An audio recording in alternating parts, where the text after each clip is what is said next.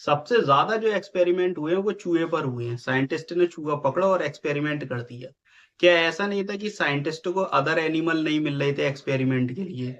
वो उन पे भी कर सकते थे, लेकिन नहीं, उन्होंने सिर्फ चूहे को लिया। अब चूहे को जब एक्सपेरिमेंट के लिए लिया तो उसमें कुछ तो खासियत होगी, जब तो चूहे को एक्सपेरिमेंट में लिया। तो देखिए मैं आपको बताऊं, चूहा जो होता है यानी कि माइस एंड ह्यूमंस का जो डीएनए सिमिलर होता है वो 80 to 85% होता है। तो इसका बेनिफिट जो है वो ह्यूमंस को मिलता है, इसके डीएनए सिमिलरिटीज की वजह से। अब जैसे हम मान लेते हैं कोई मेडिसिन ली, अब उसका ट्रायल हमें करना है, तो हमने पहले चूहे को खिलाई, देखा कोई दिक्कत नहीं है, तो उसके बाद वो आसानी से ह्यूमंस के लिए बेच दी जाती है, यानी कि हमें अवेलेबल करा दी जाती है जब चूहे पे ट्रायल हो जाए।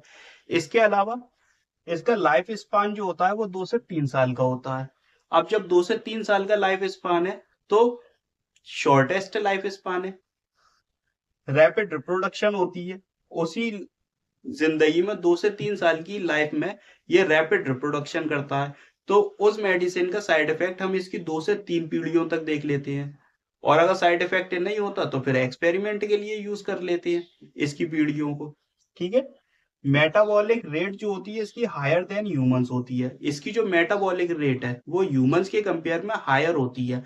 अब कोई मेडिसिन दी, अब उसका साइड इफेक्ट क्या है, या उसके अलावा और कोई दिक्कतें आ रही हैं, या उसके बेनिफिट्स, सब हमें रेट के थ्रू पता चल जाते हैं।